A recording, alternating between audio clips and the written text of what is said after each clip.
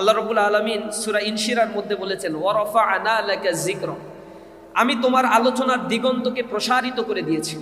পৃথিবীর মাগরিব থেকে মাশরিক পর্যন্ত, পূর্ব থেকে পশ্চিম পর্যন্ত রাসূল করিম সাল্লাল্লাহু আলাইহি ওয়াসাল্লামের জীবনীগুলো অ্যানালাইসিস করা হয়, একাডেমিয়াতে গবেষণা করা হয়। মানুষ রাসূল করিম সাল্লাল্লাহু আলাইহি ওয়াসাল্লামের লিডারশিপ কোয়ালিটিগুলো কেমন ছিল, সামাজিক আচরণগুলো তিনি কেমন করতেন, ব্যক্তির সাথে মুআমালাত কেমন করতেন, সামষ্টিক নেতৃত্ব রাসূলের কেমন ছিল। সামগ্রিক দিক থেকে রাসূল করিম সাল্লাল্লাহু আলাইহি ওয়াসাল্লামের জীবনটা ছিল একটা ভারসাম্যময়। এবং এই জীবন বিশ্লেষণ করতে গিয়ে অনেকেই ইসলাম ধর্ম গ্রহণ করছে, অনেকেই এই জীবনী বিশ্লেষণ করতে গিয়ে নিজেদের মধ্যে আত্মকুলুক দিয়ে এটা জাগ্রত করতে সক্ষম হচ্ছে। আমাদের দুর্ভাগা কপাল, আমাদের ক্যাম্পাসগুলোতে, আমাদের স্কুল কলেজগুলোতে যেভাবে বিভিন্ন চেতনার গান শোনানো হয়, বিভিন্ন সেকুলার মানুষদের জীবন পাঠ করা হয়, স্কুল কলেজগুলোতে রাসূল করিম সাল্লাল্লাহু আলাইহি ওয়াসাল্লামের পূর্ণাঙ্গ জীবনী শেখার কোনো বন্দোবস্ত রাখা হয় না। যখনই এটা রাখা হয় না, তখন এই শিক্ষা ব্যবস্থার মধ্য দিয়ে নৈতিকতা বিবর্জিত একটা সমাজ ব্যবস্থা তৈরি হয়। আপনারা মনে রাখবেন, রাসূলের আগমনের পূর্বে এখানে প্রায় ৬০০ বছর ধরে সারা পৃথিবীতে কোনো নবী রাসূলের আগমন হয়নি, ছিল না।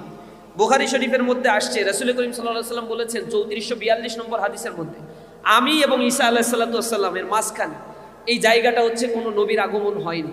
অর্থাৎ এই সময়টা পুরাই ফাঁকা ছিল, যেটাকে আইয়ামে জাহেলিয়াতের যুগ বলা হয়। যেটা কোরআন শরীফের মধ্যে আল্লাহ রাব্বুল আলামিন বলে দিয়েছেন যে আমি কদ জাআকুম রাসূলুনা ইউবাইয়িনু লাকুম আলা ফাতরাতিন, রাসূলের আগমনের পূর্বের এই সময়টা একটু দীর্ঘ বিরতির পরেই শুরু হয়েছে যাত্রাটা।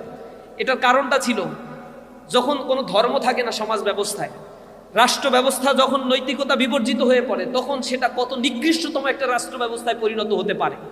৬০০ বছরের ইতিহাস সাক্ষী দিচ্ছে।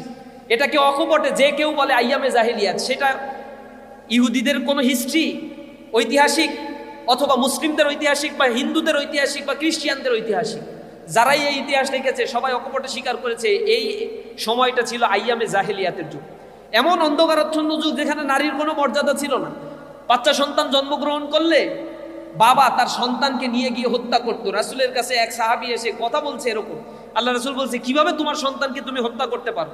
রাসূল করিম সাল্লাল্লাহু আলাইহি সাল্লামের কথার উত্তরে সে বলছে, আমার বাচ্চা যখন একটু বড় হলো, বাবা বাবা বলে ডাকতে পারে, আমি কোলে করে নিয়ে তাকে গেলাম তাকে হত্যা করার জন্য, কারণ আমার বংশের মর্যাদাগুলো নষ্ট হচ্ছে, আমি মানুষের কাছে মুখ দেখাতে পারছি না, আমার কন্যা সন্তান। তাই আমি তাকে নিয়ে গেলে যখন আমি কবর খুঁজছিলাম, জীবন্ত কবর দেওয়ার জন্য আমি ঘেমে যাচ্ছিলাম, আমার বাচ্চা মেয়েটা আমার শরীর থেকে ঘামগুলো মুছে দিচ্ছিল বারবার।